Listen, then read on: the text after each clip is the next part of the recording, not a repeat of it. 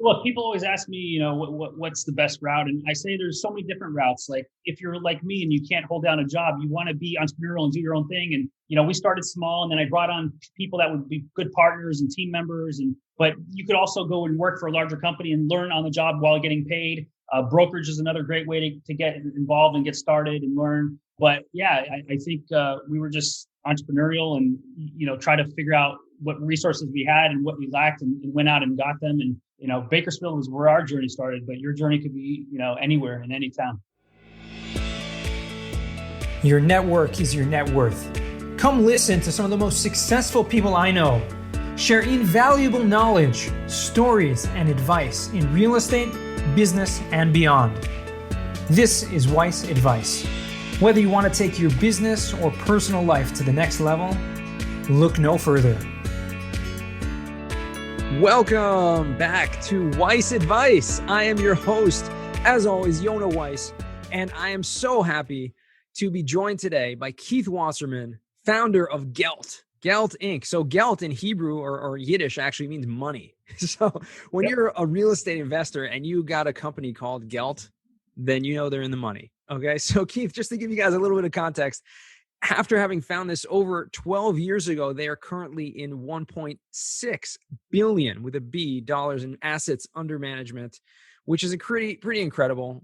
They are in the residential, commercial, industrial property space, buying up properties, including mobile home parks now all over, mostly the western half of the United States, but who knows, maybe expanding beyond that. So Keith, there's a lot more to it. We're going to get to a lot more of the what you got going on in your life and your business throughout the podcast, but just like to welcome you. Keith, how you doing today? I'm doing good. Yeah. Thanks for having me on the show. Oh, it's my pleasure. Yeah. I mean, listen, I was first impressed by the name of your company because that's what jumped out when I first came across you on LinkedIn a few years ago, and just been impressed by the continual growth. I mean, year after year, which is incredible. I don't know if you know this, but I'm on your mailing list, so I get all your good. Nice. You get the deal flow. I get all the deal flow, all the updates. Awesome, man. No, that's good.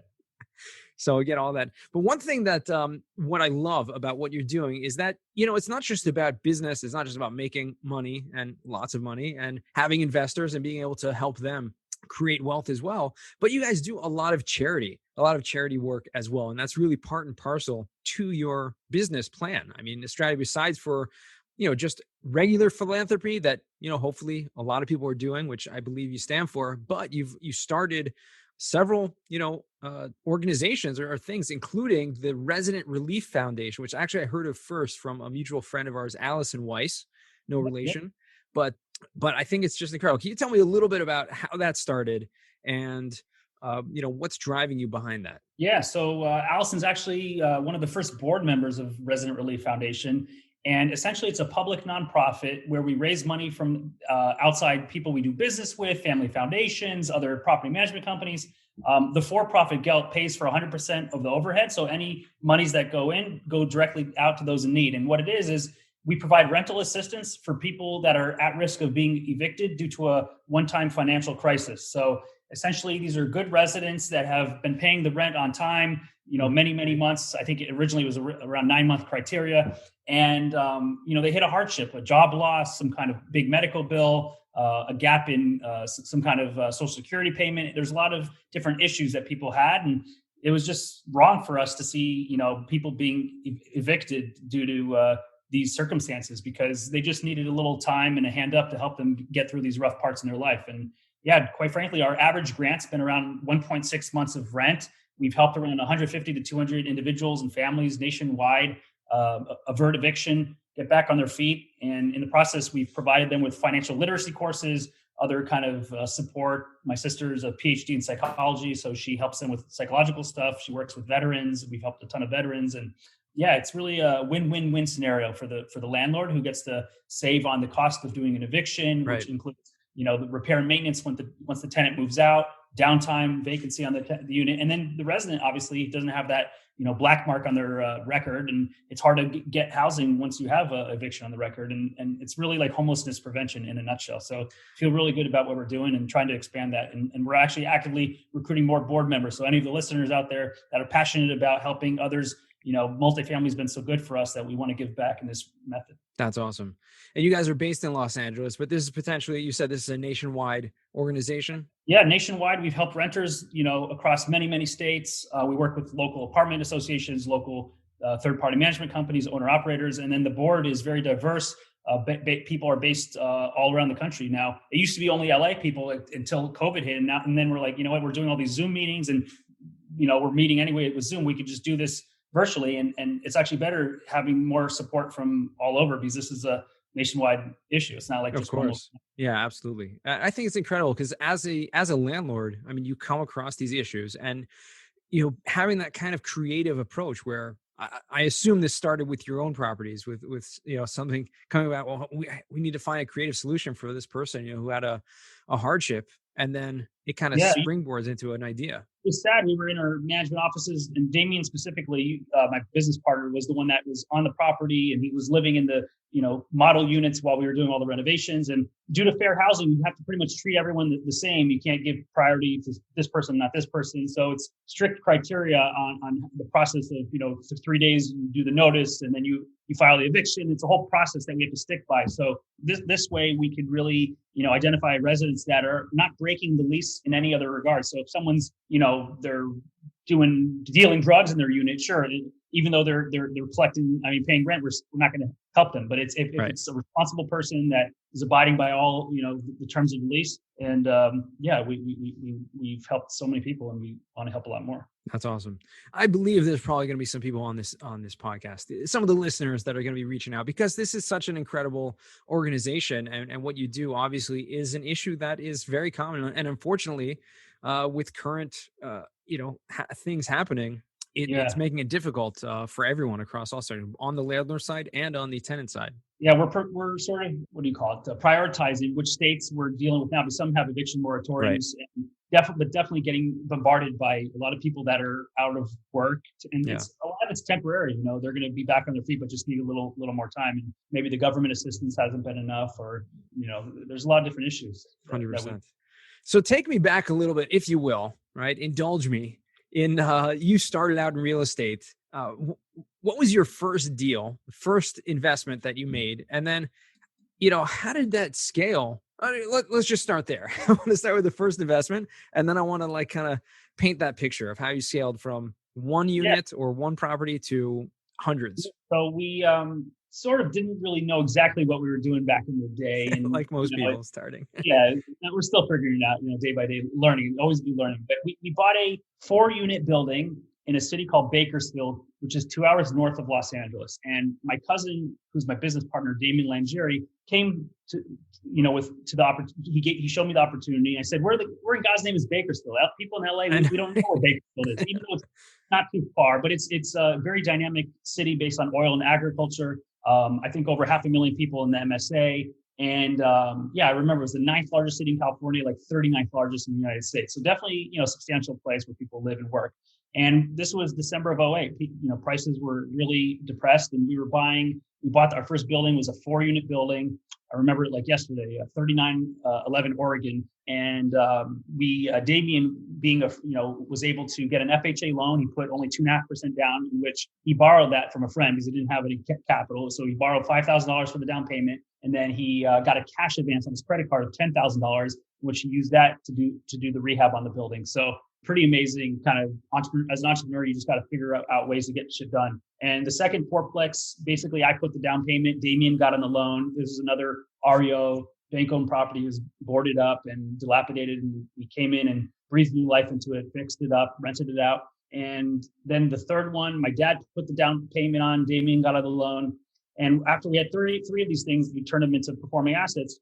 Really interesting story. My dad had one of his previous attorneys that used to work for him. He has a large law firm, and a gentleman named Monty Silver, who actually lives in Israel, said, I have $200,000.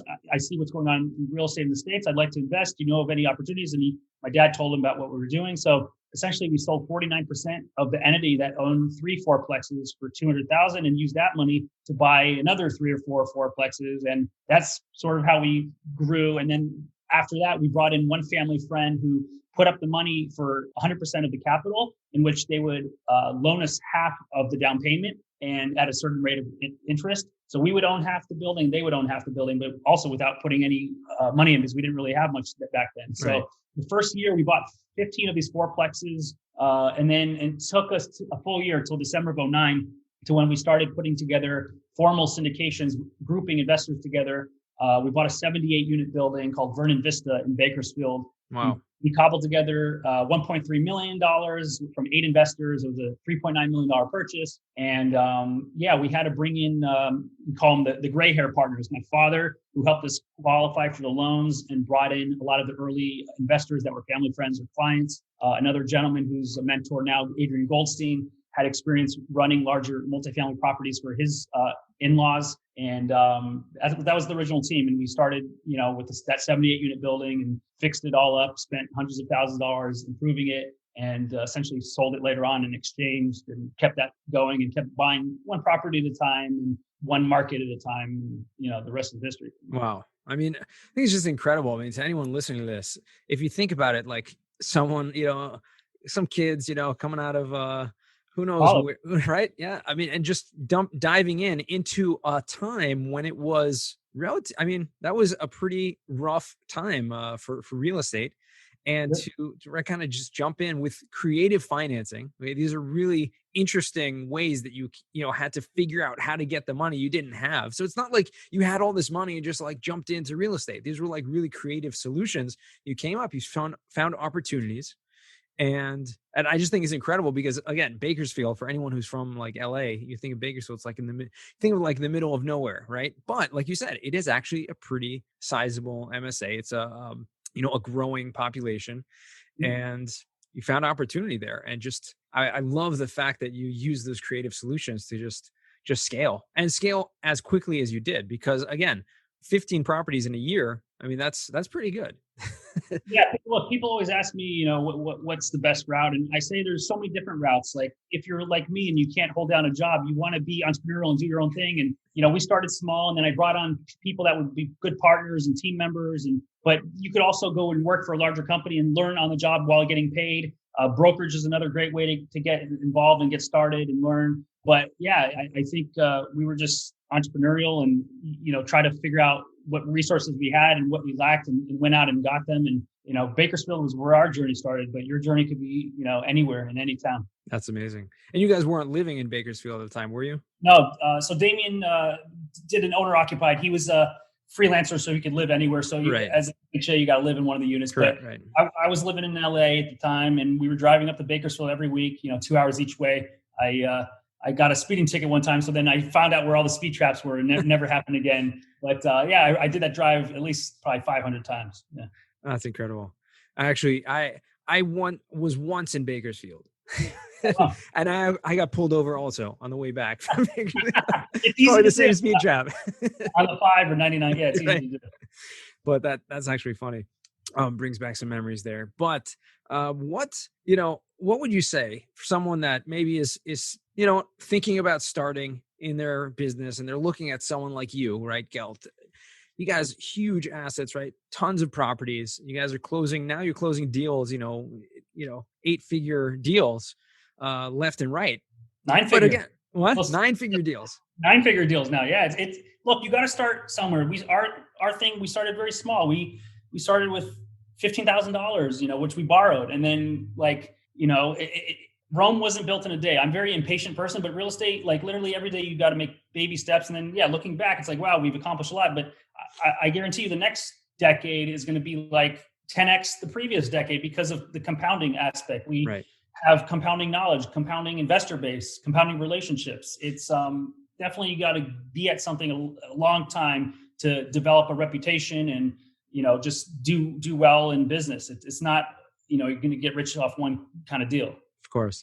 What would you think is for you right now, right? In 2021, what's the biggest opportunity for you at Gelt, Keith Wasserman, for you right now, where you are in the stage of the business that you're at? What do you see as the biggest opportunity? That's a good question. So the biggest opportunity, I'd say, we were at first when COVID hit, we thought there was going to be a repeat of 2009, but essentially it's been the opposite. Prices of 200 unit and up apartment communities, which are the type we buy, have actually increased in value. So There's definitely not really any distressed kind of opportunities, but we are sort of shifting our strategy in where we used to buy a lot of buildings that were older, built in the 60s, 70s, maybe 80s.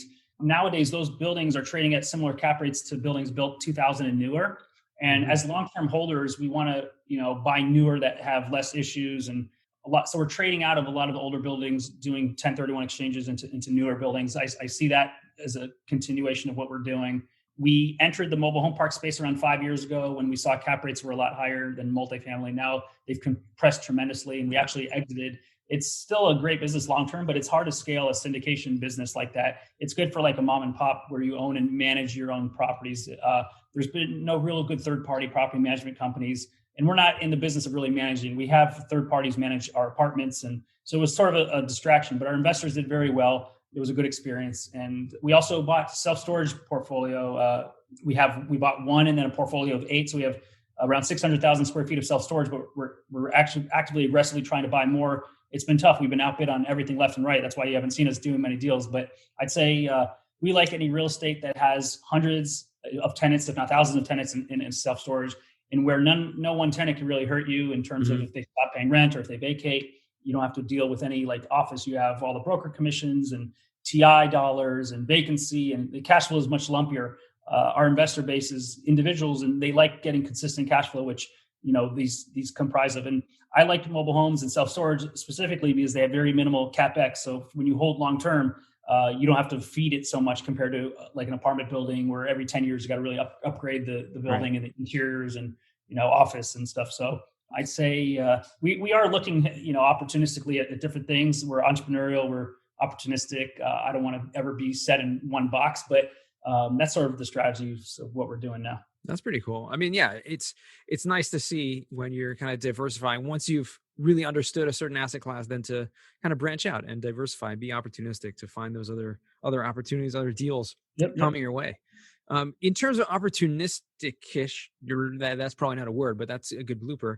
You also have invested in and started a Domuso. Tell me about this. It's a company.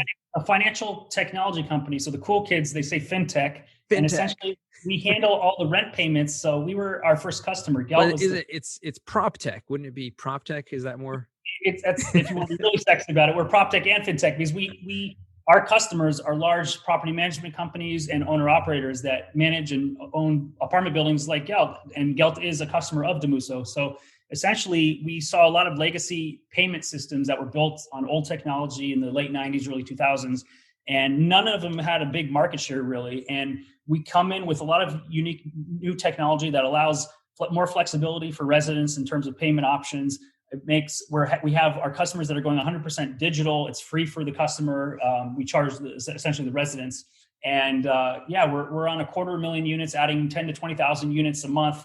And really shaking up the space that was really antiquated. We have a lot of cool products that we're building in the pipeline. Some of the one-off products that we offer that are unique are we are the first ones that do mobile check capture. So just like you could take a picture of a check and deposit it into your Bank of America account, you can take a picture of a physical check and it will deposit it into the landlord's account. Some states you're required to be able to accept paper checks. So this way, you could the resident could go in the office with their paper check and just scan it and take a picture of it. Cool.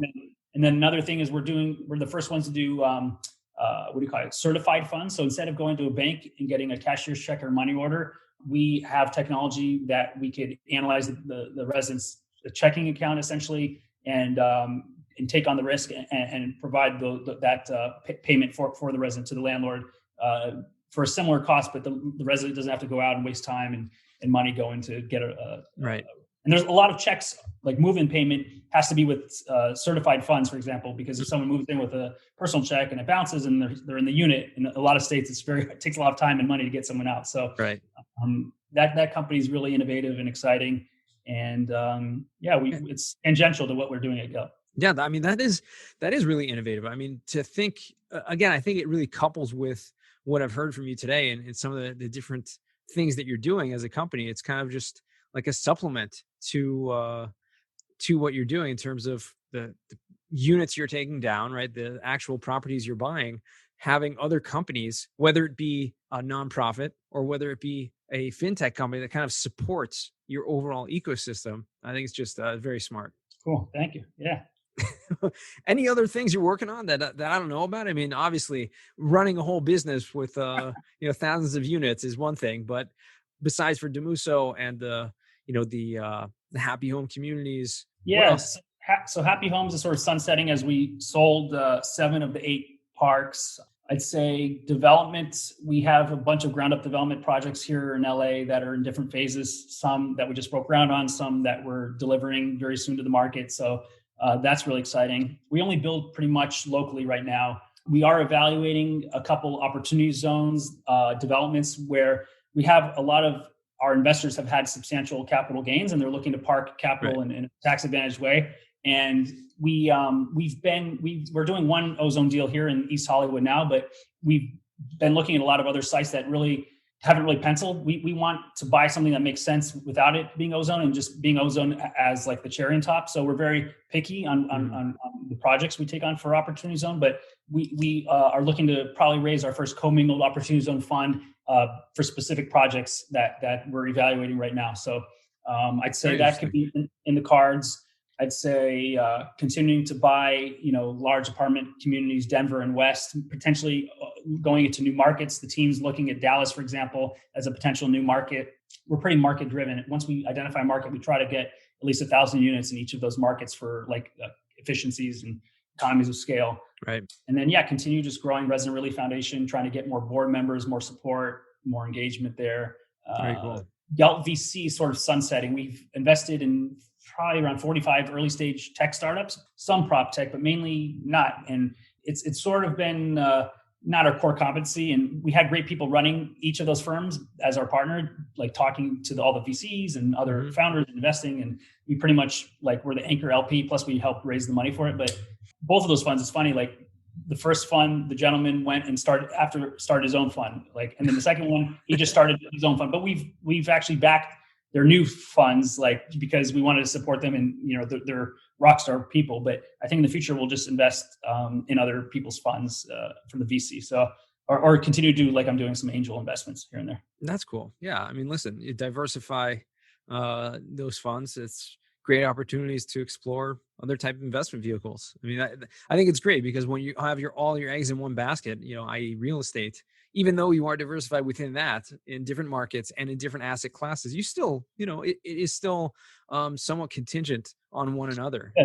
I did a sort of a study on where my net worth is, and I think 87% is in real estate. So definitely, I'm a big believer in real estate, but I'm trying to allocate more to the stock market and some other alternative investments like VC funds or individual companies, angel investments, and then cash to have cash is sort of if a big opportunity arises to jump on quickly and stuff. So, yeah, it's funny because a lot of our listeners, we talk a lot about.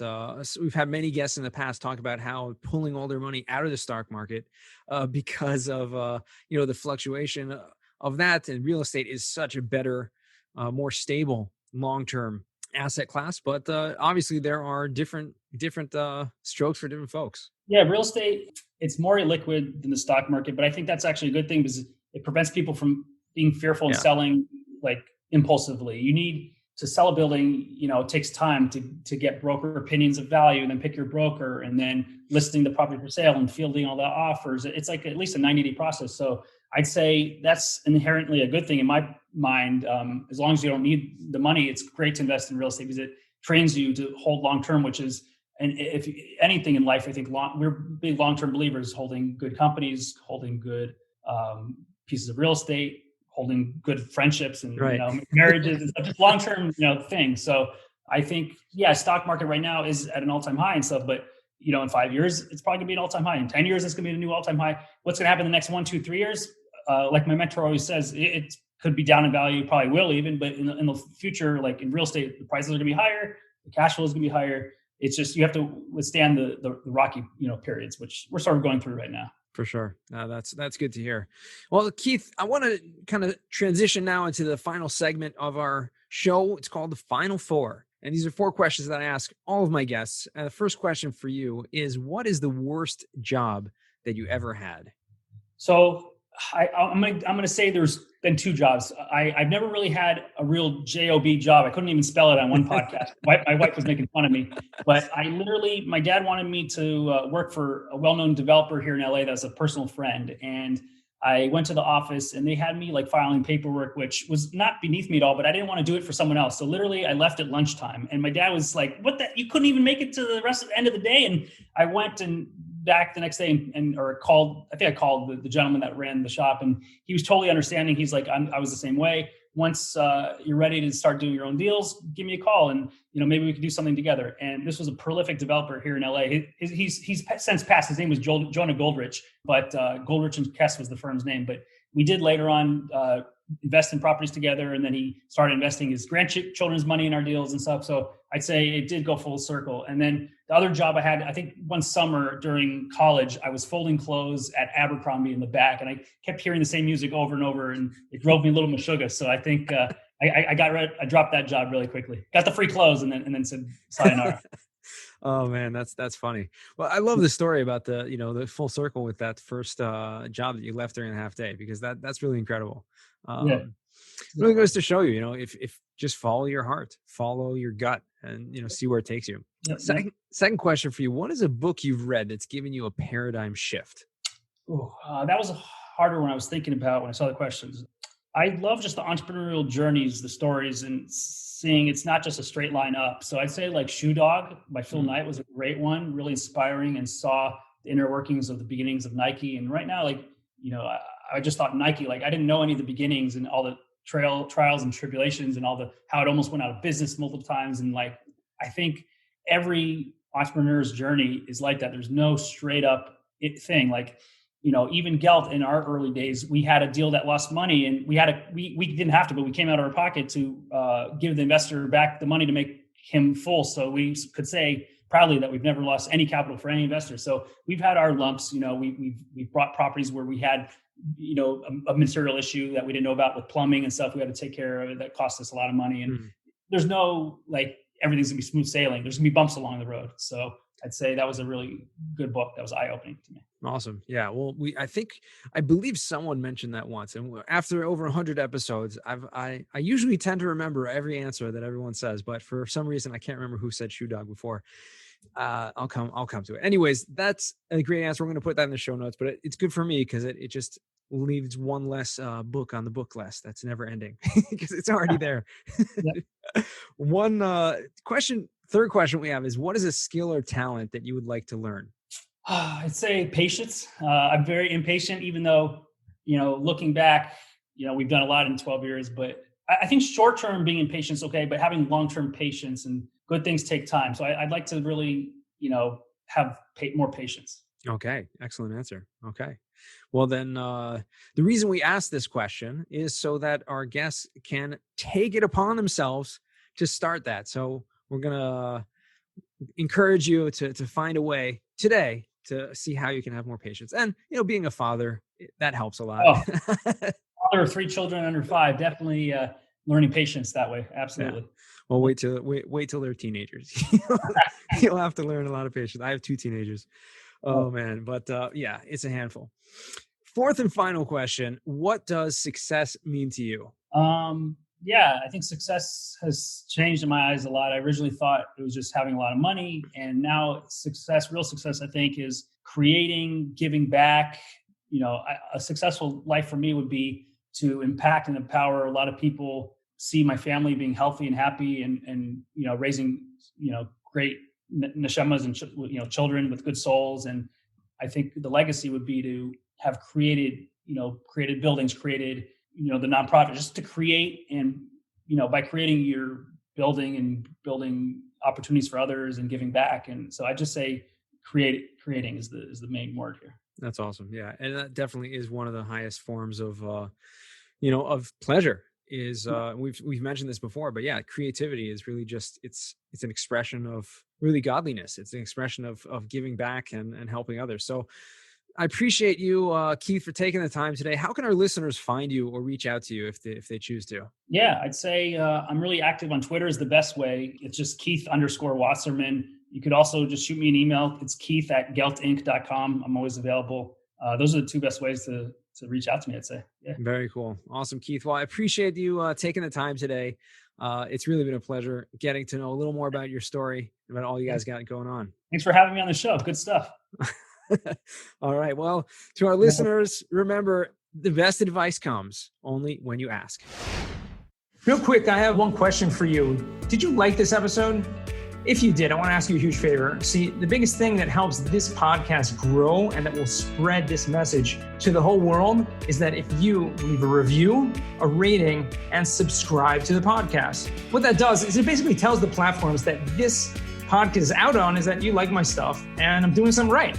So take a few seconds out of your day, hit that subscribe button, leave a rating or review. I would be extremely grateful. Also, I want to hear from you guys. So I want to hear some feedback. If you have any questions for future episodes, please find me on LinkedIn. Send me a DM, a connection request, Yona Weiss, and I'd love to hear from you.